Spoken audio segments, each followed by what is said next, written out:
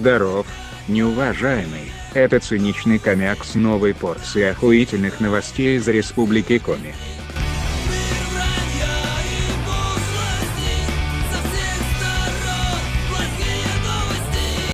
Так, ну давай бомби.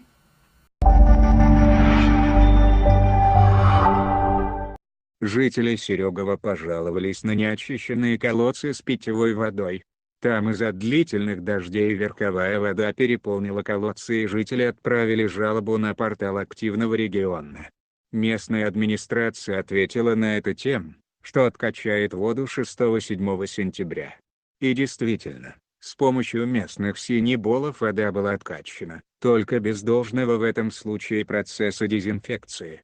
Чем не только не помогли, но и издевательски ухудшили состояние воды. Ну а хули вы хотели? Это Россия! Но не только в Серегово так обстоят дела с водой, также проблемы есть и в Эжле, где третью неделю из кранов течет вонючая вода. В нашу редакцию обратились обеспокоенные жители Эжвинского района столицы с просьбой выяснить, что происходит с водоснабжением в районе. Евгений Стукас выехал на место. Вот такая у нас горячая вода. Полуржавая, что ли. И запах ужасный.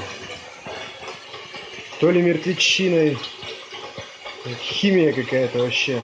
Ее поставщик – АО «Монди», хозяин Сыктывкарского ЛПК. СМИ молчат, потому что у всех редакций рекламные договоры с австрийцами. Между тем, люди в панике, их никто не защищает от вонючей воды от поставщика. Возмущает в сложившейся ситуации бездействие администрации Эжвы. Местные чиновники не считают нужным потребовать от Монди привести оказываемую коммунальную услугу в нормативное состояние. Власть этого района столицы Коми, видимо, боится не получить денег от Монди по договору социального партнерства. А как быть населению? Опять собирать петиции у Гапликову.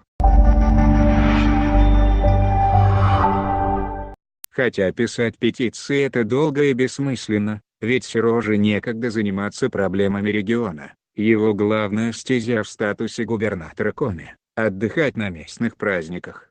Вот он праздновал в Усинский день газовой и нефтяной промышленности, а вот он уже в Ибу на Шангофесте поглощает местную фастфуд-продукцию.